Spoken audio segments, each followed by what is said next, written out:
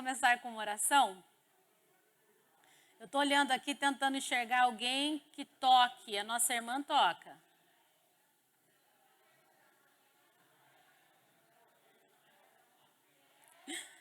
Vamos então,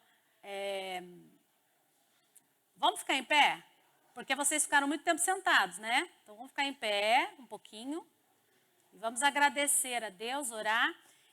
Hoje eu até tinha separado os versículos para cada um ler, para poder participar, mas como a gente teve aquela questão de alguns estarem com Covid, então eu achei que é melhor não ficar passando por aí, né? Com microfone e tudo mais, então a gente vai acompanhar assim. Vamos fechar os nossos olhos e orar? Senhor, muito obrigado por essa manhã de domingo, que nós estamos na sua casa e que tem menos restrições quanto ao número de pessoas para estar aqui. Nós te agradecemos por isso. Te pedimos por essa aula, sobre esse início de revista, que a gente vai estudar sobre a sua igreja, Pai.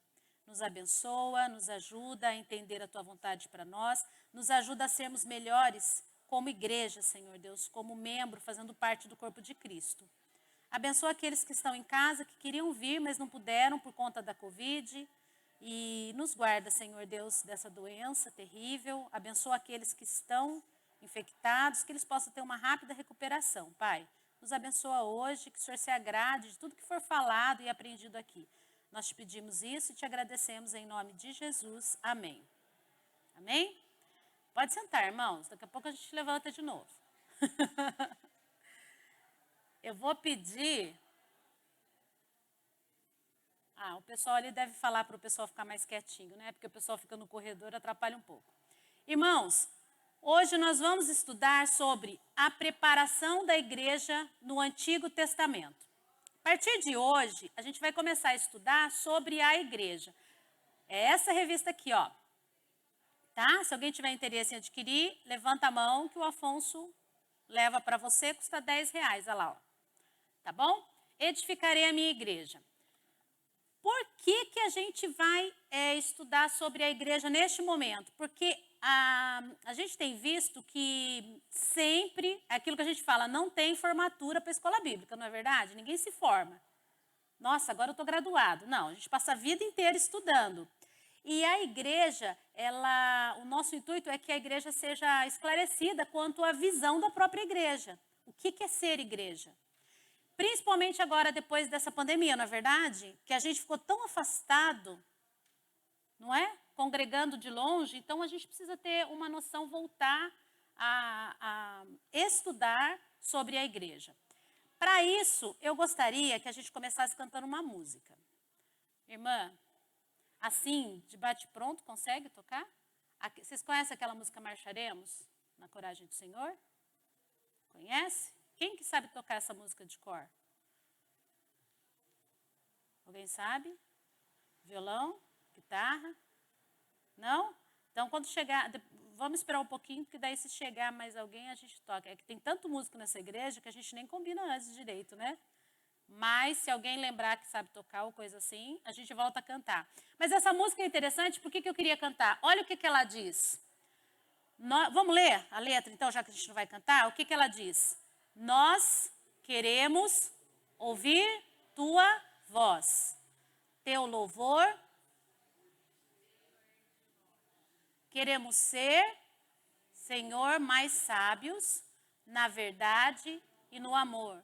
Marcharemos na coragem do Senhor. Marcharemos cheios de coragem. Seguiremos, seja onde for. Embora a dor nos cerque na viagem, marcharemos na coragem do Senhor. Olha que interessante, nós queremos ouvir a voz, porque a gente quer seguir o que Deus quer para a gente como igreja. Que o teu louvor sempre esteja entre nós. Não murmuração, não é? Não reclamação, não fofoca. A gente quer o louvor entre nós. Queremos ser mais sábios. Sabedoria, diferente de conhecimento, né? Vocês sabem. Conhecimento, tem gente que conhece tanto, mas não é sábio. Sabedoria é utilizar o conhecimento da forma correta para a edificação do corpo de Cristo. Isso é sabedoria. na verdade e no amor. Marcharemos na coragem do Senhor. Às vezes a gente tem que marchar. Diga ao povo que marche. Agora a gente precisa marchar, não é? As lojas estão abrindo, tanta coisa acontecendo. Agora a gente nunca parou de marchar, mas agora a gente precisa marchar, porque a cada dia mais a volta de Cristo está mais próxima. Vamos ler essa segunda estrofe? E quando a escuridão descer, queremos só pela graça e fé viver, com esperança e com coragem, na alegria ou na dor. Marcharemos na coragem do Senhor. Viver na fé, com a esperança e com coragem. A nossa esperança está no Senhor. Não está no que tem acontecido, nas más notícias. A nossa esperança está no Senhor. Então, olha só, para a gente pensar sobre a igreja, né, que é o nosso tema de hoje, como é que essa igreja começou lá no Antigo Testamento, como que foi a preparação dessa igreja no Antigo Testamento, parece uma coisa meio óbvia, mas nós precisamos perceber que Jesus, ele não surge apenas no Novo Testamento. Jesus está lá no Antigo Testamento, como ele está no Novo. Então, eu gostaria que vocês olhassem lá em Gênesis 1, todo mundo sabe de cor. Vamos falar de cor? Gênesis 1, o que diz lá? Muito bem. Está dizendo que Deus criou os céus e a terra. Até eu sempre gosto de falar aqui. Por isso que é importante a gente, quem tem filho, quem tem neto na escola, pensar sobre isso nesse primeiro versículo lá de Gênesis 1. Por quê? Tudo que seu filho vai estudar no mundo está no céu ou está na terra. Então, todas as matérias escolares, tudo aquilo que ele aprende na escola está relacionado com Deus, o Criador. Não é que a Bíblia tem um manual de química ali, não é. Mas todos os princípios bíblicos levam a qualquer conhecimento chegar ao Criador. Por quê? Porque ele é a origem de tudo, é ele quem criou tudo. Deus criou, no princípio, os céus e a terra. Agora, abre lá em João 1. João 1, de 1 a 2. Eu vou ler, irmãos, por conta dessa questão. Seria muito bom se todo mundo pudesse ler, mas... eu vou ler para que a gente não fique passando o microfone para lá e para cá, né? Então, vamos lá. Ó. Todo mundo abriu? Vamos ler juntos? O que diz lá em João 1, de 1 a 2? Vamos ler?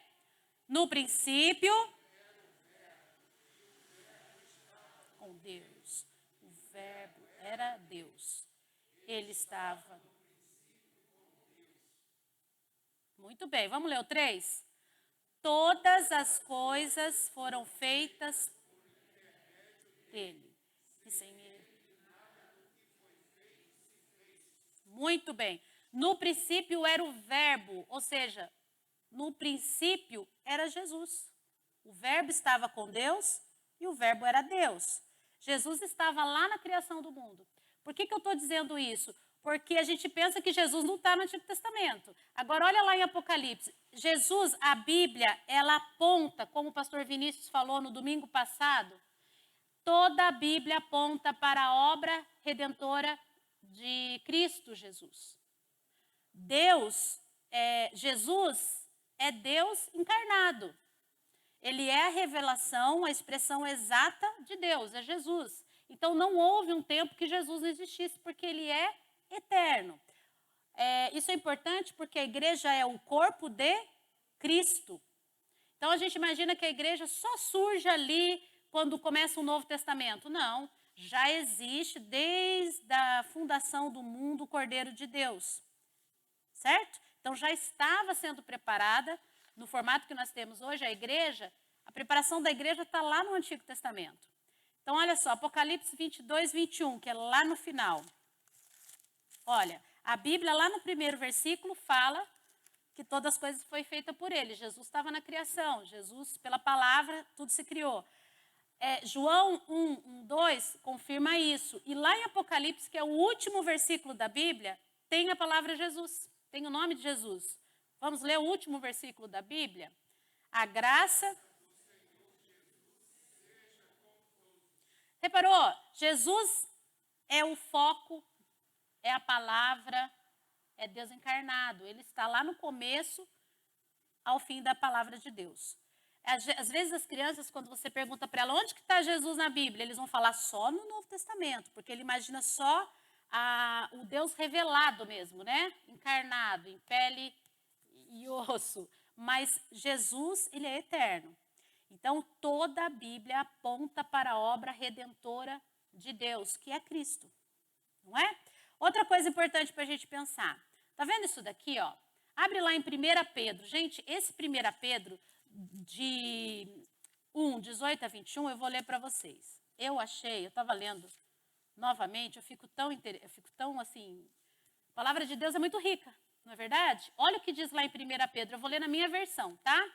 Diz assim, 1 Pedro 1:18 a 21, tá bom? Vou ler para vocês, ó.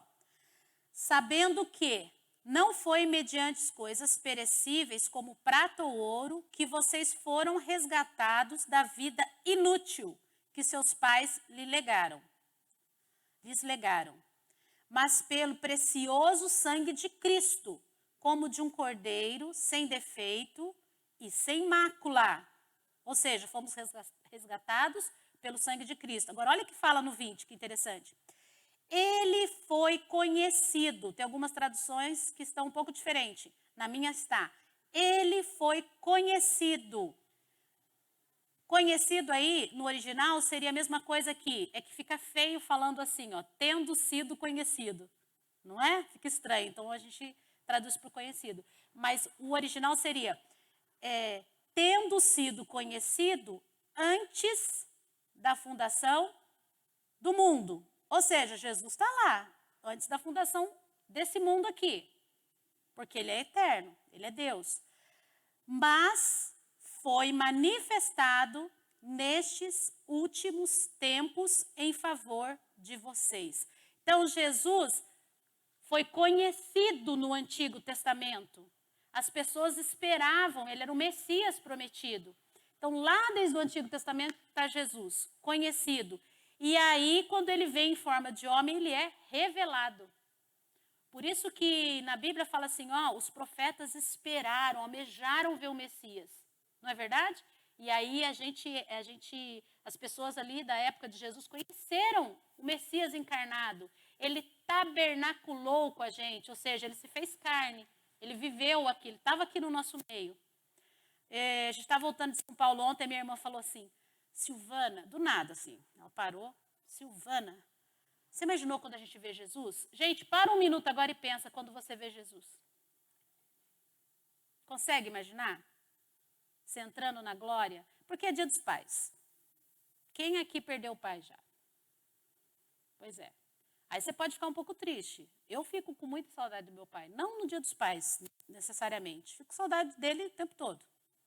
Porque meu pai era o tipo de pai que ia lá em casa, sem avisar, batia lá, oi. E eu falava, tudo bem? Tudo bem, o que aconteceu? Pai, nada. Que vê se está tudo bem. Aí sentava, quer tomar um café? Não, já estou indo embora. É só para saber. E ligava para todos os filhos, tinha 5, tem 5, né? Então a gente sente falta do pai da gente, não sente? Mas aí a gente pensa, puxa vida, ele está vendo Jesus. Aí você não fica triste. Você fica triste porque você não está lá vendo Jesus. Não porque ele está. O tempo é diferente para nós e para Deus. Nesse versículo está dizendo assim, olha, ele já foi conhecido. Jesus é conhecido no Antigo e é revelado no Novo. Eu fico imaginando o dia que eu vou ver Jesus. Isso aí dá esperança na gente, sabia? Aí você está, sei lá, você está tendo uma crise de alguma coisa, você para e pensa, bom, se eu pegar Covid, se eu morrer, eu vou ver Jesus. Não é? Isso dá esperança para a gente, uma esperança que o mundo não tem. É ou não é verdade? Poxa, meu pai morreu, puxa, que triste. Mas ele está vendo Jesus, está perto. Então isso nos dá esperança. Mas Jesus está aqui, desde sempre. Olha que interessante aquele quadro. Esse quadro aí eu fiz para os juniores, para a revista Juniores 7, que, aliás, o tema é Jesus no Antigo Testamento. Gente, às vezes a gente não entende, porque a gente quer olhar pela nossa visão o tempo. Então, quando ele fala Cordeiro de Deus, desde a criação do mundo, é porque, está vendo a eternidade de Deus? Imagina que aquele oval ali, ó, estão vendo? É a eternidade de Deus. Não tem começo, não tem fim. Ele é alfa e ômega, ele é. Nós não compreendemos na totalidade isso, mas ele é. Ele é o próprio tempo, ele é começo e ele é fim. Agora, tá vendo aquele risquinho ali no meio, na eternidade de Deus? Tá vendo esse risquinho aí? É a história da humanidade. Ela tem um começo, onde o Criador fez a terra. Aí, logo depois, o homem já teve a queda, certo? E aí a gente tem a cruz ali, que significa Jesus vindo ao mundo fazer o plano dele, redentor. E lá no final, o que está escrito? O dia de hoje. Eu podia até continuar essa linha do tempo, a volta de Cristo, que é certo. Eu não sei o que vai acontecer amanhã, mas que Jesus volta, eu sei. Então, ele está lá no começo, ele está no meio, ele está sempre. Jesus é. Ou seja, a igreja foi preparada porque Jesus também sempre foi, sempre esteve. Uma outra coisa interessante para a gente ver, gente, olha aqui. Esse quadrinho do seu lado direito e do meu esquerdo é Jesus revelado, o Novo Testamento. Ali do conhecido, tá vendo? Jesus conhecido. Repare que no Jesus conhecido está no quadrinho ali que é o Antigo Testamento, só referências do Antigo. E para cá, Jesus revelado no Novo Testamento. Olha que coisa interessante. Aí você vai falar, onde é que está Jesus no Antigo Testamento? Gênesis 3,15. Quem sabe de cor que está dizendo lá? Ou pelo menos não precisa decorar a palavra, mas o que diz Gênesis 3,15? Fala sobre o quê?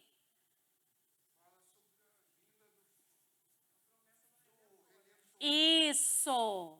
Então vamos ler. Quem pode ler bem alto? É que quando a gente lê aqui, não aparece na filmagem lá e é chato para quem está vendo. Vamos ler junto então, né? Então vamos lá, 3,15. Vamos ler? Isso, é o proto-evangelho. Vamos ler? Porém, inimizade entre você e a mulher, entre a sua descendência e a... Esse...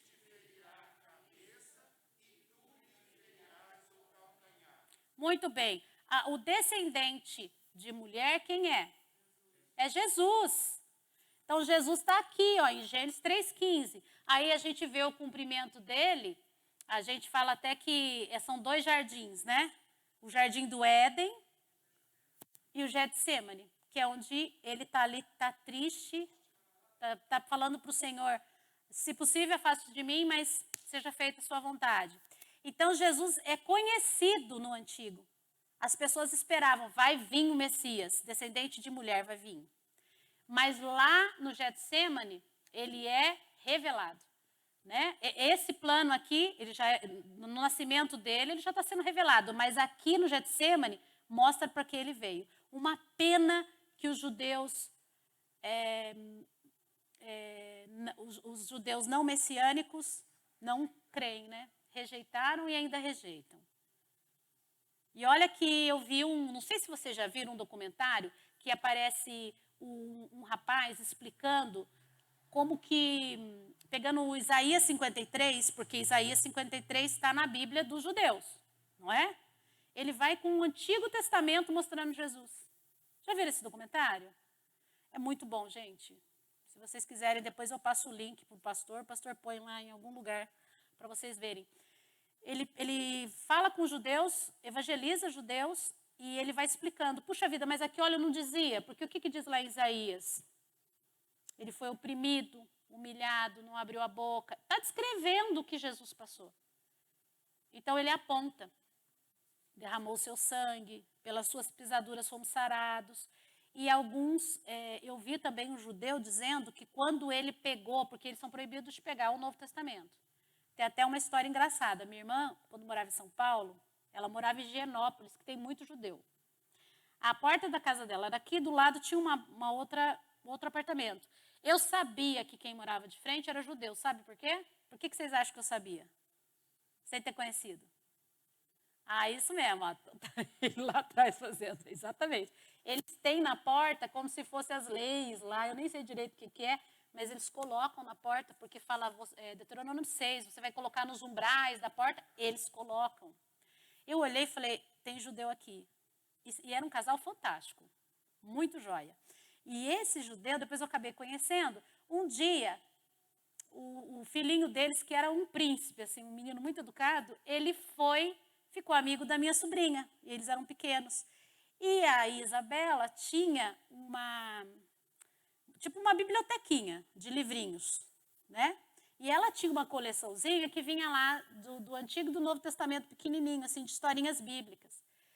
E aí eu lembro que esse menino fofo saiu da casa dele, correu e foi brincar com ela. E ele pediu um livro emprestado. Gente, qual é o livro que ele pegou naquela biblioteca? Quem chuta? Pegou Jesus. Direto a história de Jesus pegou. A Isabela falou, eu te empresto, e foi. Quando ele foi, a mãe dele, muito delicada, muito educada, falou, filho, não precisa, você já tem outros livros lá. Aí a minha irmã não tinha percebido, falou, pode levar, não tem problema. Não, mas não precisa mesmo. Aí minha irmã olhou, viu, percebeu, falou, vem escolher outro. Ó, tem história de José aqui, tem história do Antigo. Ele, não, eu quero essa história. E ele levou embora a história. Depois a mãe veio devolver. Nem ficou muito tempo lá. A gente respeita, mas assim, é uma pena que ele veio para os que eram seus, mas os seus não receberam. Ele é o leão. Em Gênesis 49, na bênção de Jacó, ele fala que ele vai ser o leão da tribo de Judá. Apocalipse 5:5 fala que ele é o leão e rei. Não vai dar para ler tudo, depois eu mando isso para vocês. Ele é conhecido como o Cordeiro do Homem. Por que se matava tanto animais? Porque sem derramamento de sangue não há remissão de pecado. Isso acontecia no Antigo Testamento. Aí você vai para o Antigo Testamento e fala, mas por que ficavam matando os animais? Porque precisava ter remissão do pecado, sem sangue. E por que o sangue? Por que tinha que ter sangue? Porque o salário do pecado é a morte. Então alguém precisava morrer. O cordeiro do homem era aquele cordeiro que ficava no lugar daquele que tinha pecado. Mas quem está sendo conhecido? É um tipo. Exatamente, de quem? Para quem ele aponta? Para Jesus.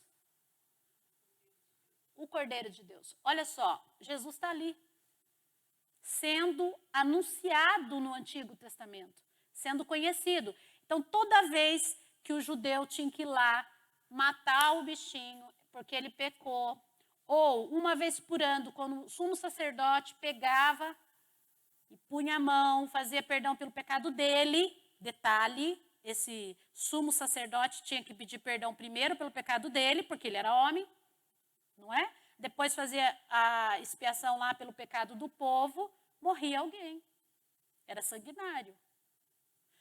Uma coisa interessante para contar para a criança, irmãos, é que não fui eu que tive essa ideia, não. Eu vi isso num livro, que eu achei fantástico. Ele pegou, hoje em dia, por causa do Walt Disney, a gente tem um apego com o bicho, com o animalzinho? Tem ou não tem? Você pega eu falo isso porque eu não tenho cachorro, mas minha irmã tem. Eu cato o cachorro dela, eu quase que não devolvo para ela o cachorro dela. Eu amo ficar com ele. Parece que é uma pessoinha que a gente tem ali, não é verdade? Pega uma afeição. Antigamente, na época da minha avó, que não assistia TV e tudo mais, onde ficava o cachorro? Quintal. As pessoas botavam roupa no cachorro? Era um tratamento. A minha avó tinha galinha no quintal dela e ela matava, estrangulava assim, ó. Né? Vocês já viram isso? Estrangulava o pescoço da galinha, botava ela numa panela, acho que quente, para tirar as penas e comia. Eu cresci comendo de domingo a galinha assim. E ela comprava a galinha na feira, viva, e estrangulava a galinha em casa. Hoje eu fico pensando, se a minha sobrinha pudesse ver a bisavó dela fazendo isso, ia chorar, ia falar, você não cuida dos animais, não é? Ela come frango, mas não quer ver como que mata o frango. Porque a Disney fez a gente ter uma visão com o bicho muito humana. Humanizou os animais. Porque os animais, a antropologia diz isso, os animais agora são animados, né? Os desenhos são animados, ou seja, fala, sente. Tem um cachorrinho lá, a Dama e o Vagabundo, que ele vai com o macarrãozinho, né? Então tem sentimentos, bicho. Para o pessoal de antigamente não tinha isso, para a gente tem. Então a gente não olha mais para o bichinho da mesma forma. Não que você não deva cuidar do seu bicho, você deve, é bíblico. É bíblico até, tem um versículo que fala sobre isso. Mas a gente humanizou demais, não é verdade? Muito. E o que isso tem a ver com o cordeiro do homem? Como a gente sabe que essas pessoas de hoje são muito humanizadas, a gente tem que passar para a criança uma ideia que ela entenda. Tem que explicar para ela de uma forma que ela entenda. E essa revista falava assim, contando a história sobre o cordeiro, eles explicavam assim, imagina que você pecou. Você tem que ir lá pedir perdão do seu pecado. Você tem um cachorro? Você tem um gato? Por quê? A ideia era sem mácula, né? O animal tinha que ser perfeito. Para a criança, o animal perfeito é o bicho de estimação dele. Então, você imagina você ter que levar esse bichinho e falar assim, eu pequei, então esse bichinho aqui vai morrer. Quando eu contei isso para minha sobrinha, porque a minha sobrinha é minha escola, gente, eu treino com ela tudo e depois eu vou botando na revista. Quando a gente contou isso para a sobrinha, ela ficou tão chocada, ela falou assim, mas por que ele tem que morrer se não foi ele que pecou? Essa é a ideia do Antigo Testamento. Não era simplesmente pegar um animal e levar e matar e tudo bem. A ideia, o Senhor Jesus sendo conhecido, esse tipo de Cristo, era para ele pensar, puxa, mas por que ele morria e eu não? Por que é esse animal que vai ter que morrer? Porque lá no Éden, Deus falou, você certamente morrerá. Então tenha morte, porque pecou. Lembra que a gente falou na outra aula que a gente é descendente de Adão e Eva? Já contei isso também, não contei ou não?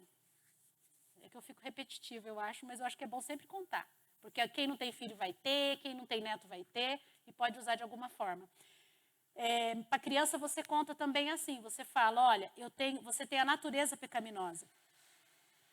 Então, já contei para vocês, acho que do Chuchu que veio aqui contar uma história do pecado, contei? Quem sabe, levanta a mão. Ai, que bom, porque é pouca gente que sabe, então eu posso contar de novo, eu amo essa história. É porque ele veio contar aqui na nossa igreja, eu nunca mais esqueci, ele botou as criançadas sentadas, vou resumir, tá? E ele colocou a criançada sentada e é uma dificuldade você mostrar para uma criança que é egocêntrica, que ela é pecadora. Até para o adulto, né, gente? Vamos combinar. Tem adulto que fala, mas por que eu preciso de Jesus? Ele vai para Jesus porque ele quer ganhar um carro, porque ele quer ter uma vida melhor, mas ele não entendeu que ele vai porque ele é pecador, está indo para o inferno. E aí ela fala o seguinte, o Chuchu contou a história da Adão e Eva, e aí no momento que a Eva vai comer da maçã, que ela come da maçã, na verdade, dá para o marido, ele para o teatro e conta a história da mãe dele, que tinha um cachorrinho, já contei, que tinha um cachorrinho, e esse cachorrinho tinha uma cadelinha, a cadelinha ficou prenha, e aí ele contando naquela didática infantil, ele fala, e aí ela teve um monte de filhotinhos. A cadelinha da minha mãe teve vários gatinhos. E quando ele fala de gato, ele fez isso aqui nessa igreja. Quando ele falou de gato, as crianças falaram, não é gato, é cachorro. Aí todo mundo falou, é cachorro. Daí ele falou, não, é gato, não é cachorro.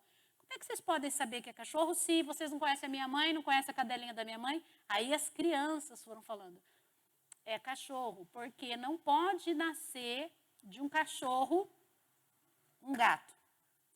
E aí ele fala, não, e ele brinca com as crianças, fala, e do gato? Gatinho. E ele vai perguntando, do camelo, camelinho. Aí ele fala, e do pecador? O que nasce? Todas as crianças gritaram pecadorzinho. Todas. E foi engraçado porque, de verdade, eu olhei para o rosto de muita gente, teve gente adulto que ficou assim. Nossa, então eu tenho a natureza do pecado. Você é natureza. Você é o ser humano, então você é pecador. Ah, mas e o nenenzinho que nasceu, nem deu tempo de pecar?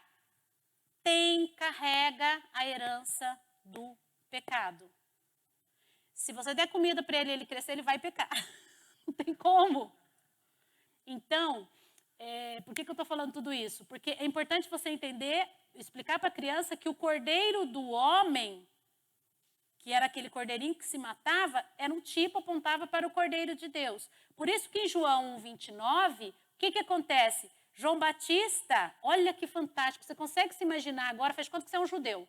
Você está lá perto do Rio Jordão, você está perto de João Batista. De repente, se você está perto do João Batista, é porque você está ouvindo a mensagem dele. Ele é a voz que clama no deserto. De repente, João Batista para, aponta para Jesus e fala: eis quem? Cordeiro de Deus, que faz o quê? Tira o pecado do mundo. É para ter entendido. Eles deveriam ter entendido. Por quê? Se tira o pecado do mundo, significa que se é um cordeiro, ele sabia o que acontecia com os cordeiros. E se tira o pecado do mundo, então ele é o Messias. Vê que Jesus é tipos e sombras no Antigo Testamento, ou seja, a igreja vai sendo revelada no Antigo Testamento e vai se mostrar no Novo. Olha o que fala também os 10 mandamentos. Gente, para que serviam os 10 mandamentos? Tem gente que fala, a gente estava na época da lei, a gente está na época da graça. Na verdade, Jesus não veio desfazer a lei, ele veio cumprir toda a lei. Para que serviam os 10 mandamentos? Os 10 mandamentos serviam para você olhar e falar, eu sou incapaz de cumprir. Isso aponta para Jesus. Porque Jesus cumpriu toda a lei. Ele nunca desonrou pai e mãe. Nunca desonrou. Ele adorou o Senhor. Ele não adorava outros deuses. Ele não adulterou. Ele não fez nada disso. Jesus cumpriu toda a lei. E todas as leis mesmo.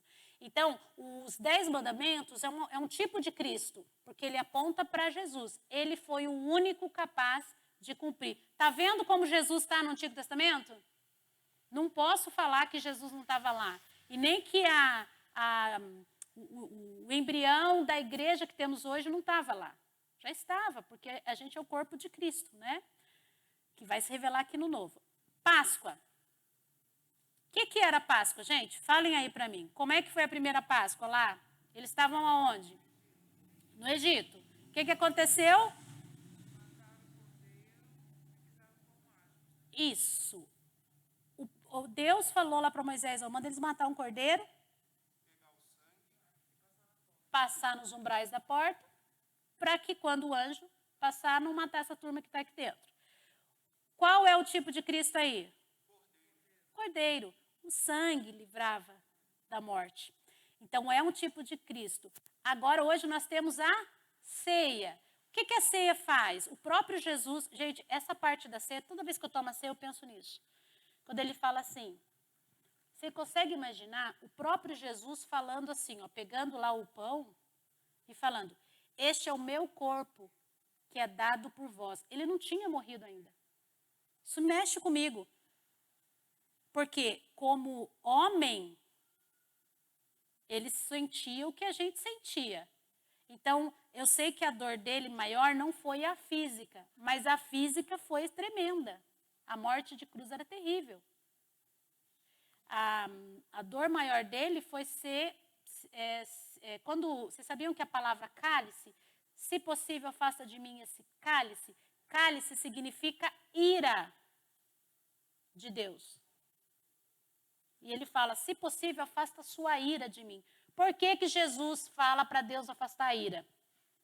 Aquela ira que Jesus derrama, que Deus derrama em Jesus, era para ser derramada em quem? Em nós. Em nós. E ele fala, se possível, mas seja feita a sua vontade. A maior dor de Jesus é, Senhor, por que me desamparaste? Tipo assim, ele está ali na cruz e ele está com todo o pecado do mundo. Mas teve a dor física. E ele pega o pão e fala, esse aqui é o meu corpo que é dado por vós. Ele não falou, olha, esse é meu corpo que talvez eu dê por vocês. Não, ele estava certo que ia cumprir. E este é meu sangue também, que é dado por vós. Então, na Santa Ceia, ele mostra mais uma vez que era necessário que o Messias morresse para ter a salvação. Anunciado lá na Páscoa e aqui. Gente, a serpente, vocês estão lembrados dessa passagem da serpente no deserto? Que a serpente ficou numa haste E aí quem era picado, olhava para e era curado. Jesus também era um tipo de Cristo. Se você ler lá em João 3,14, ele fala exatamente assim, quando ele encontra com Nicodemos. É preciso nascer de novo. E o Nicodemos, ué, mas eu vou entrar na barriga da minha mãe? Aí lá no final Jesus fala, poxa, você já devia saber disso, você é mestre. Olha só, assim como a serpente foi levantada. Aí você fala, ah, tá, então a serpente representava Jesus? De certa forma, sim, porque ele se fez maldição por nós. Então, quando a serpente é pregada ali na cruz, eles olhavam, o que o povo do deserto estava olhando ali? A maldição. Eu sou maldito. Só que essa serpente pendurada aqui, se você olhar para ela, você salva. Da mesma forma, quando você olha para a cruz, você vê a cruz é a maldição que foi cravada ali, paga por Jesus. E eu sou salvo, porque ele se fez maldição por mim. Ele levou a minha culpa. É fantástico você pensar que ali no deserto, tantos, já tinha Jesus sendo anunciado. Não é? É igual, vocês já viram Platão que fala da caverna? Platão, né? Então, ele fala lá a história da caverna, que era um reflexo de coisas reais, né? Então, a sombra que a gente vê ali no antigo era de alguém real, que é Jesus. Mas era vista como uma sombra, olha. Tá vendo isso aqui? Simboliza o Messias. Tá vendo isso aqui? Simboliza o Messias. Outra coisa, o sacerdote imperfeito, como eu disse. Gente, o sacerdote, eu vi um comentário uma vez, que sabe o sacerdote, quando uma vez por ano ia lá apresentar, dizem que ele não dormia, porque ele não podia, eles tinham medo que ele sonhasse uma coisa que não podia sonhar e assim tivesse pecado. Você já imaginou isso? Porque ele tinha que estar perdoado do pecado. Ele era imperfeito. Era tão imperfeito que todo ano ele tinha que ir lá e fazer todo o ritual de novo. Aí, por que a Bíblia fala lá do perfeito sacerdote que é Jesus? Ele entrou uma vez, suficiente, porque ele não tinha pecado. Ó, eu poderia querer morrer pelo Afonso, apesar que é o Afonso que tem que morrer por mim, vocês sabem disso, né? Eu sempre falo isso lá em casa. Eu falo, ó, é melhor ser submissa do que ser... porque Deus me fez mulher, então eu prefiro ser mulher. É melhor ser submissa, não é difícil. Não é difícil para mim a submissão. É bem difícil para o homem ter que dar a vida. O padrão dele é Cristo. Resumindo, homens, se a gente estiver num assalto, o Afonso tem que se jogar na minha frente. Não é, amor? Você se joga, né? Tem que se jogar, não pode sair correndo. Ele tem que se jogar na minha frente, tem que levar o tiro por mim, tem que morrer por mim. Eu tenho que fazer o quê? Eu tenho que concordar com ele, mas eu tenho uma estratégia. Se eu orar, Deus pode mudar o coração dele porque é bom, pode levar ele para o caminho certo. Eu tenho essa estratégia. Ele não tem esse recurso. Tipo assim, Senhor, ele pode orar para não levar um tiro, né? Mas ele não tem esse recurso. Senhor, eu vou orar aqui porque nesse assalto eu quero que a Silvana pule na minha frente. Eu nem posso, viu, amor, pular na sua frente, que seria até pecado. Porque é você que tem que dar a vida por mim. Não seria bíblico, brincadeira. Mas a verdade é o seguinte, até me perdi aqui, gente. Estava falando do sacerdote, perfeito, eu vou embora, depois não volto. Mas resumindo, ele nem dormia para não pecar. Eu também não sei o que isso tem a ver com o negócio do tiro lá, mas é ele que não vai dormir agora. O padrão de Deus é alto no casamento, não é? Mas é bom. Eu sempre, agora só abrindo paredes, eu falo para o Afonso, é você que decide. Eu oro, mas, quem vai dar conta para Deus, eu vou dar.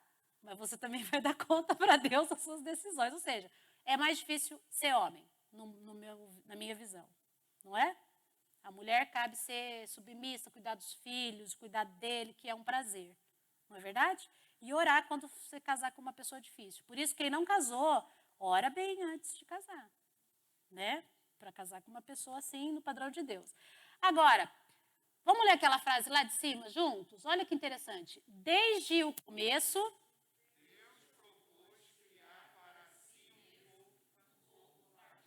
Deus quis, desde o começo, criar um povo particular para ele.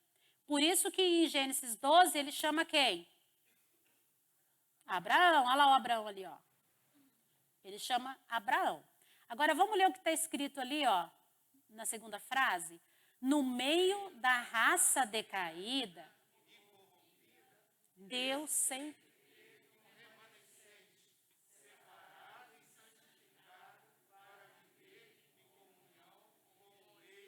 e testificar dele.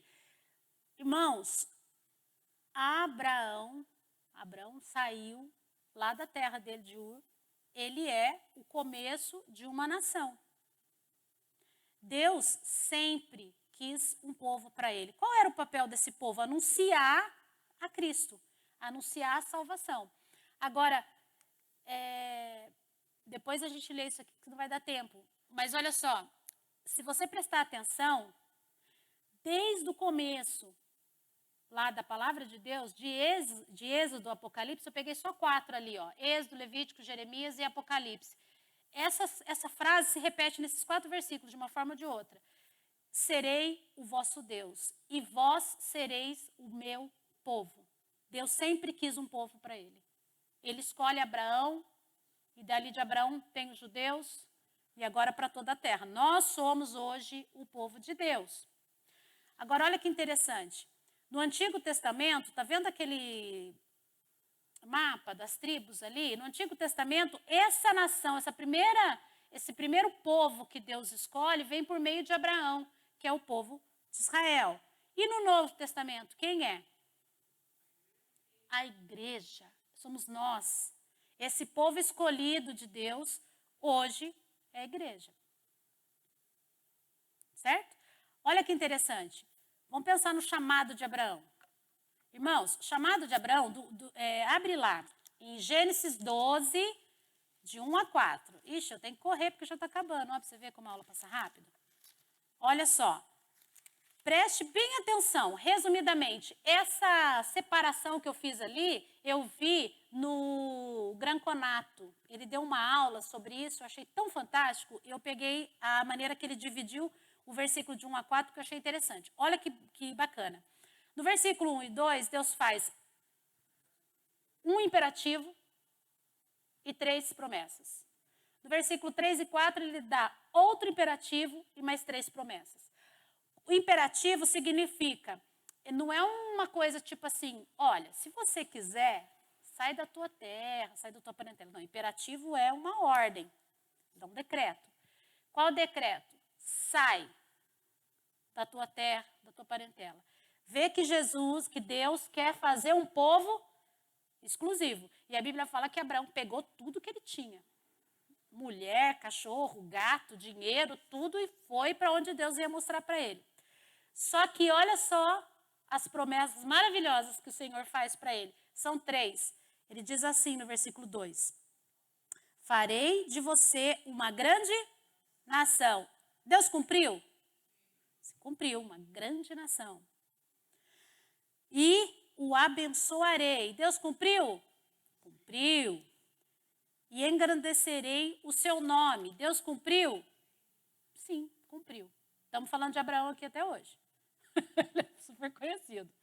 Agora, no 3 e 4, nesse chamado para esse povo especial que ele chama Abraão, ele faz um outro imperativo. Olha que fantástico. O que ele fala? Seja uma bênção. Esse seja uma bênção aí também é um imperativo. Seja uma bênção. E Abraão é uma bênção. Por quê? Porque Deus fala para ele, você vai ser uma bênção. Sabe por quê? Porque eu vou abençoar quem te abençoar. E eu amaldiçoarei quem te amaldiçoar. E a terceira, que é maravilhosa, que aponta para Cristo também, é: em você serão benditas todas as famílias da terra. Nós somos benditos, porque da raiz lá de Abraão nasceu Jesus, e por meio de Jesus eu estou ligado a Deus. Quando ele fala, em você serão benditas todas as famílias da terra, é porque Deus faz uma aliança com Abraão, ele chama Abraão, tira Abraão do meio daquele povo todo e fala, eu vou fazer daqui um povo especial. E esse povo especial, dele vai nascer o Messias, que vai abençoar todas as famílias da terra. Gente, é que a mulher de Abraão era Sara, né?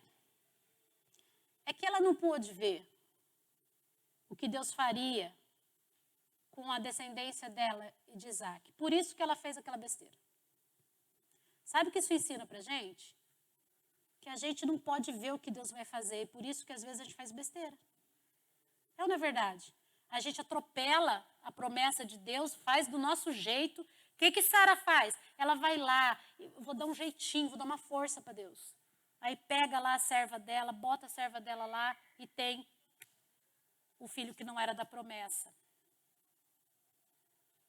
E eu vou contar um testemunho para vocês de um cara muçulmano rico, filho daqueles... Eu não entendo essa coisa de muçulmano. A Soraya não está aí para ajudar. Mas é aquele povo que faz uma... Como é que chama? Tipo sultão, esse pessoal rico lá daqueles lados. Ele é sheik, essa turma aí. Ele era bem muçulmano, né? Muçulmano não tem meio termo, né? Ele era bem muçulmano. E, para resumir, ele teve herpes zoster. Você já teve herpes zoster? Eu tive nas costas, enorme aqui, ó, quando eu fui casar. Dói muito, porque é no nervo. É uma dor por dentro, é igual o raiz de dente, sabe assim? É por dentro, dói muito. Eu tomava 17 comprimidos por dia quando eu casei, para dor. E ainda a médica falou para mim, olha, melhor você desmarcar o casamento. Eu falei, de jeito nenhum. Eu vou de cadeira de roda, arrastada, mas eu vou. Se eu não conseguir falar, eu levo uma placa, sim, na hora, mas eu vou. 44 anos esperando para casar com esse homem lindo. Não vou. Sério, ela queria que eu desmarcasse o casamento. Olha que afronta do inimigo, né, pastor? Mas eu vi, né, amor? Ele tá cansado. Herpes zoster é um negócio que dói muito. Esse menino teve herpes zoster, esse rico, ele teve no rosto. E ele foi desenganado no Canadá. Ele estava morando no Canadá, ele foi desenganado, porque parece que parou todo o rosto dele, estava paralisando tudo, ele foi desenganado. E o pessoal achou que ele estava meio em coma, que ele não estava tendo muita consciência, ele estava ouvindo o que estavam falando. O que aconteceu? O médico falou, ó, não tem o que fazer mais, tentamos de tudo, falando para a família na frente dele, né? E ele lá deitado. E nessa, gente, ali, naquela situação, o que ele fez? Ele orou.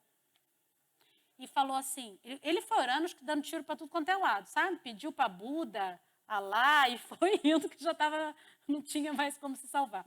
Mas ele lembrou de Jesus. E ele falou assim, se o Senhor é realmente o Filho de Deus, né? E é quem nos liga a Deus, por favor, me cura. Se o Senhor me curar, eu vou crer. E o testemunho dele diz que ele não viu a pessoa, mas ele viu uma luz do lado da cama dele. E isso me arrepia. Ele disse que era Jesus. E ele fala assim, eu sou o Deus de Abraão, Isaque e Jacó. E esse rapaz muçulmano crê, porque ele diz assim, então é Jesus. É Jesus que estava ali, é Jesus que me curou, ele é curado. Por que ele acredita nisso? Porque ele não falou, eu sou o Deus de Abraão, Ismael e Jacó. Eu sou o Deus de Abraão, Isaque e Jacó. Então é o Deus dos judeus mesmo. E ele crê em Jesus. E ele é curado. Depois tem mais testemunho dele, que o irmão também é a mesma história, muçulmano, está na beira da morte, ele orando pelo irmão, e ele não pode ir até o lugar que o irmão está, e aí ele ora, e aí o irmão melhora. E quer falar com ele. Quando ele vai encontrar com o irmão fala, estava morrendo, né? Não chegou.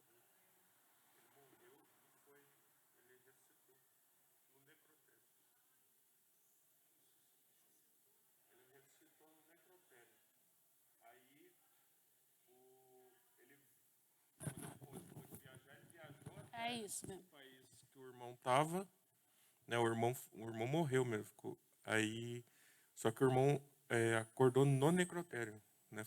Ressuscitou no necrotério. Aí ele foi, aí quando ele pôde viajar, pegou o avião, foi até lá, aí foi conversar com o irmão dele. O irmão dele falou que ele se viu caindo num abismo muito grande. E aí quando ele olhou para cima, ele viu uma cruz e ele se viu na cruz. E aí alguém falou para ele assim, por que que você precisa, tipo assim, você não precisa morrer por você. Aí o irmão dele, que já tinha aceitado a Cristo, entendeu e falou assim, então, quem morreu já por você é Cristo, é Jesus. Você não precisa estar naquela cruz, você não precisa morrer por... Então, ele ressuscitou no necrotério. O irmão teve uma experiência forte, porque ele viu a cruz, né? Mas ele viu ele crucificado. E aí o irmão fala, sabe por que você está naquela cruz? Sabe por que você vai ser crucificado? Porque você vai morrer? Porque você vai ter que pagar o preço da sua morte se você não acreditar naquele que pagou o preço pela sua morte. E por que eu estou falando tudo isso, irmãos? Eu já me perdi também. Em vocês serão benditos, porque o evangelho chegou a todas as famílias da terra. Agora eu me encontrei. É porque mal sabia Abraão e Sara o que Deus tinha para a família dela. Era a nossa salvação, era o povo que ia anunciar. E Jesus nasce ali dessa família de Abraão. E ele é a nossa salvação. Então eu acho que se a Sara soubesse, tipo assim, cresce na promessa, talvez ela não fizesse isso, porque deu tanto problema, até hoje dá problema, né, nessas brigas todas. E eu fico pensando que isso serve como lição para nós. Nós precisamos confiar quando Deus promete. Confia. Porque a gente não é capaz de ver lá na frente o que vai acontecer, mas Deus é poderoso para cumprir. Uma outra coisa interessante, olha só, ele está falando que em ti serão benditas todas as famílias da terra, ele está falando de Jesus, mas veja bem, a gente tem a mania de achar que só eles, lá no Antigo Testamento, o povo judeu era abençoado. Não, eles eram o povo escolhido. Mas se alguém quisesse entrar e crer naquele Deus dele, era aceito. Ó, você vê a história de Raabe. Ela fala, o pessoal, tipo assim, a rádio peão aqui do deserto está dizendo que não tem Deus, é a rádio peão, porque não tinha internet nem nada disso. Aí o pessoal chega lá em Jericó, como é que ela sabe disso tudo? O pessoal comentava, tá vindo um povo aí no deserto e o Deus dele, cada um tinha o seu Deus, o Deus dele é fantástico, assim, ele faz isso, faz aquilo outro. Ela acredita e ela salva os espias e ela faz parte da família, da linhagem de Jesus. A Raabe, gente, ela é... O que ela é da Ruth? Ela é parente da Ruth. Não sei se ela é sogra. Ela é sogra da Ruth ou ela é mãe da Noemi? É sogra da Ruth, porque ela tem o Boaz. O Boaz é... Vocês sabiam que o Boaz é filho da Raabe? Eu fiquei chocada quando eu soube disso uns 4 anos atrás. Falei, sério? É, Janete. Você vê que coisa, Janete. A Raabe casa super bem, pelo jeito, tem o Boaz, e o Boaz casa com a Ruth. Ruth também era do povo de Deus? Não, moabita. Mas ela fala, o seu Deus é o meu Deus, para Noemi. E ela é incluída no povo de Deus. Agora, veja bem, 2 que não são do povo de judeu, é da linhagem de Jesus ainda. É ou não é? E Betseba não entra. Não é que não entra, ela entra por causa de Salomão. Mas vocês repararam que o nome dela não está na linhagem? Eles falam assim, ó, e Salomão, filho daquela que era esposa de... Como é que é o nome do marido dela? Urias. Cita o nome de Urias, não cita o nome dela. É interessante, eu não tinha prestado atenção também, mas tem. Então, aquele povo, quem queria fazer parte desse povo separado poderia fazer. E o sinal dessa aliança no Antigo Testamento, nos homens, era a circuncisão. Todo homem tinha que ir lá circuncisar. Ou seja, essa aliança tinha um sinal. A igreja também tem. Agora, veja bem, qual é o sinal no Novo Testamento? O que demonstra que você faz parte externamente? O que demonstra externamente que você faz parte desse povo? O batismo e a Santa Ceia. O batismo, quando você diz assim, olha, eu quero professar publicamente que eu quero fazer, porque eu faço parte desse povo. O que está no seu coração, quando você toma a ceia, quando você batiza, só Deus sabe. Mas é uma demonstração pública. Assim como a circuncisão. Nem todos os que eram circuncidados lá realmente seguiam as leis. Porém, é um sinal público. Nós temos também, a igreja tem, que é o batismo e a Santa Ceia. Por isso, irmãos, se você não é batizado e crê em Jesus, se batize. É um sinal público. Você não precisa do batismo para a salvação, porque a Bíblia fala assim, ó, todo aquele que crê e for batizado será salvo. Aquele, pois, que não crê, já está condenado. Ou seja, ele não fala aquele, pois, que não crê e não for batizado. Mas se você crê, se batize. Santa Ceia, tem gente que fala, não posso tomar condenação para mim. É verdade, a Bíblia fala que não é para você tomar. Então se acerta. Por isso que tem uma data marcada para a ceia. É ou não é, pastor? É todo primeiro domingo do mês? Gente, esteja constantemente de acordo.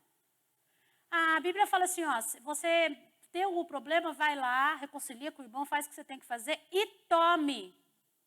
Tome. É porque tem gente que fala, não, eu não vou tomar porque eu estou assim. Uai, se você continua não tomando, é sinal que você continua não se reconciliando. Então, a data marcada é para isso. Vai lá, resolve o seu problema e tome.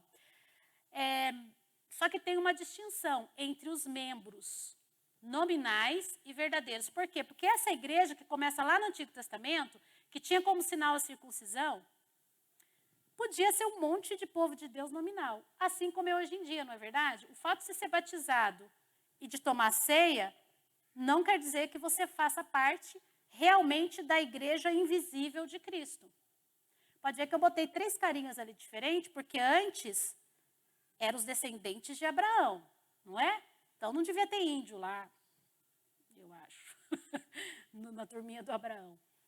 Mas, hoje, esse povo de Cristo, ele não tem uma cara, ele não tem uma característica, é a igreja. Ele não tem só um lugar para adorar. Não é verdade? Não é só naquele templo. Ou seja, ele está espalhado pelo mundo. Gente, essa é a maior verdade que existe. Quando eu fui para a África, o pessoal que voltou uma semana antes. Eu queria ficar lá porque eu queria até o Nidoval da Elaine, conhecer lá o trabalho deles. Só que eu tinha que ir para Maputo. E eu comprei uma passagem de avião lá e fui para Maputo. E o pastor de lá, que eu nunca tinha visto na vida, mas que acolheu toda a equipe, falou, Silvana, você não pode viajar sozinha pela África, porque eu queria pegar um ônibus e ir. Ele falou, você está louca, você não pode fazer isso. Tem que ir de avião. Aí eu comprei uma passagem de avião para ir. Ele falou, e outra coisa, você não pode ficar num hotel lá, é perigoso. Você tem que ir conhecendo alguém. Irmãos, ele ligou para um pastor. Eu tinha que ter chegado em Maputo meia-noite, o avião atrasou, cheguei lá, eram umas 3, 4 horas da manhã, o pastor e a esposa estavam lá no aeroporto desde a meia-noite me esperando. Eu super sem graça, não tive culpa, mas nem conhece a pessoa está te esperando 4 horas, fui para a casa deles, me acolheram por 2 dias. Eu nunca senti tanto, estando longe daqui, do nosso ambiente, essa sensação de igreja. Porque uma pessoa que não me conhece, e você vai, você senta, você fala sobre a Bíblia, conversa como se... Ele nem era brasileiro, era argentino, que estava na África. Então, o corpo de Cristo é invisível, ele está no mundo inteiro. E olha que interessante, leia lá, vamos ler em Romanos 4. Diz assim, ó, Romanos 4, é Paulo falando sobre a circuncisão. Olha que coisa bonita esse texto também. 4, 11 e 12, diz assim, ó, para a gente ir terminando, né, porque já falta 2 minutos. Diz assim, vou ler, tá? E Abraão recebeu o sinal da circuncisão, como selo da justiça da fé, que teve quando não havia sido circuncidado. Ou seja, se a circuncisão era um sinal, Abraão foi circuncidado, mas ele já tinha a fé quando ele é chamado. Então, a circuncisão foi só um selo da fé, assim como o batismo é um selo da fé que você já tem. Você não vai ter fé depois que você batiza. Você tem fé antes. E isto para que ele viesse a ser pai de todos os que creem. Porque ele creu, sem circuncisão, sem nada. E ele é o pai da fé, embora não circuncidado. A fim de que a justiça fosse atribuída também a eles. Ele é também pai da circuncisão. Isto é, daqueles que não são apenas circuncisos, mas também andam nas pisadas da fé que teve Abraão, nosso pai, antes de ser circuncidado. Parece louco, assim, é que Paulo dá um nó na cabeça da gente, mas ele quis dizer o seguinte: ele teve fé e foi circuncidado.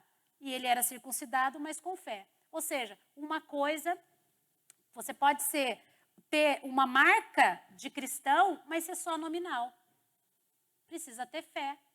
Essa é a marca do verdadeiro cristão. E, por último, a primeira referência à igreja no Antigo Testamento é Êxodo 12:6. O que fala lá em Êxodo 12:6? É justamente o que a gente já falou sobre a Páscoa. Olha que bonito. Quando ele se reúne, que Deus fala, pega o cordeiro, né, e vamos comer junto. Olha que bonito. Vou ler para vocês.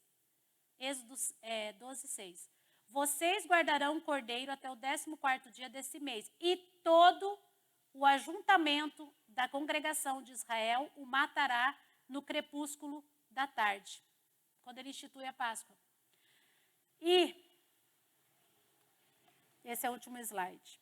Você vê que Abraão é tirado de um contexto, porque Deus queria fazer dele um povo escolhido. Nós somos tirados de um contexto, porque Deus quer fazer de nós um povo escolhido. Dentro desse povo significa que Deus, no decorrer do Antigo ao Novo Testamento, ele tem mantido fiéis para que esse ajuntamento, para que essa igreja não seja destruída. A pergunta que eu faço é, será que a gente é um remanescente fiel? A gente é esse remanescente? Por exemplo, quando Elias fala, não tem mais ninguém. Morreu todo mundo. O Senhor fala, não, tem uns lá que não dobraram o joelho. Tinha um remanescente. Quando o rei Josias, foi Josias, que era o pequenininho, que ele é escondido, o pessoal fala, não tem mais ninguém. Não tem Josias aqui, ó. Deus vai cumprir a promessa dele que o descendente de Davi, que era Josias, o menininho escondido lá no templo, e depois ele reina e faz uma revolução em Israel. Ou seja, sempre vai haver igreja, porque as portas do inferno não prevalecerão. Sempre vai haver. A pergunta não é se vai haver igreja, se a igreja vai acabar. A pergunta é, você é nominal? Você tem a marca da aliança, mas você faz parte dessa igreja invisível? Eu vou deixar como tarefa, porque a gente tem que terminar, os Salmos 24, para você ler em casa. Porque esses Salmos, ele diz assim, olha, semana que vem, gente, a gente vai continuar o estudo, mas Salmo 24, você já leu, com certeza, o Salmo 24, mas tem uma palavra aqui sobre igreja que eu gostaria de terminar com ela. Desculpa se eu vou passar 2 minutinhos, tá bom? Mas eu acho que é importante. É a Bíblia, né? Vocês não vão falar para mim, não leia. Ó. Só um parênteses. Quando eu dava aula na prefeitura de São José dos Campos por 20 anos. E aí eu li a Bíblia todo dia no começo da aula, na cara dura. Eu li a Bíblia e um dia uma mãe na reunião de pais, eu sabia que essa mãe ia falar alguma coisa. Eu falei, gente, antes de vocês fazerem perguntas, eu gostaria de dizer o seguinte. Vocês acham que Deus é bom? Elas, quem que ia falar que não, né? Sim, é bom. E vocês acham que a Bíblia é a palavra de Deus? Independente se é católico? Sim. Então, vocês acham bom que eu leia uma parte da Bíblia todo o começo da aula? Ou vocês acham que isso não é bom? Aí eles olharam, é bom. Ah, então, tá bom, obrigado, irmãos. E aí eu leia todo dia. Mais alguma pergunta? Ninguém perguntou nada. Mas vamos lá. Olha o que diz Salmo 24. Ao Senhor pertence a terra e a plenitude, e a sua plenitude, o mundo e os que nele habitam. Porque ele fundou-a sobre os mares e sobre as correntes a estabeleceu. Agora olha aqui, é para nós, para a igreja. Quem subirá ao monte do Senhor? Quem há de permanecer no seu santo lugar? O que é limpo de mãos e puro de coração, que não entrega a sua alma à falsidade, nem faz juramentos com a intenção de enganar. Este receberá do Senhor a bênção e a justiça de Deus da sua salvação. Esta é a geração dos que o buscam, dos que buscam a face do Deus de Jacó. Limpos de mão, puro de coração. Vamos ficar em pé e orar? Que Deus nos ajude a ser assim, né? Semana que vem nós vamos aprender como é essa igreja. A gente viu lá do antigo, apontando Jesus. E a semana que vem, a igreja no novo. Vamos orar? Pai, obrigada porque a gente tem a Tua palavra, a gente tem revista, a gente pode consultar a internet, a gente pode estudar. Pai, por favor, faça que o nosso coração esteja voltado para o estudo da Tua palavra, não só para o estudo, mas para a prática do que estudamos. E hoje, Senhor, que a gente saia daqui sabendo que nós somos uma igreja, que temos Teu coração puro, sem falsidade, que a gente possa ser irmãos bons uns para os outros, ajudando uns aos outros, fazendo aquilo que Cristo faria no nosso lugar, frente ao problema do outro, frente à dificuldade do outro ou à limitação do outro. Pai, nos ajuda, só temos esperança em Ti, não em nós mesmos, mas só em Ti nós esperamos isso, porque por nós mesmos a gente não acerta, Senhor. A gente só acerta com a Tua palavra, só acerta com o Teu poder. Nós te agradecemos por essa manhã e te agradecemos pelos pais que estão aqui. Muito obrigado pelos homens da nossa igreja, aqueles que são, aqueles que ainda serão pais, Pai. Abençoa cada um deles, dá a Tua direção e sabedoria. Em nome de Jesus. Amém. Amém, irmãos? Então, todo mundo animado para o domingo que vem, hein? Tá bom? Deus abençoe. Quem quiser revestir, fala com esse moço bonito.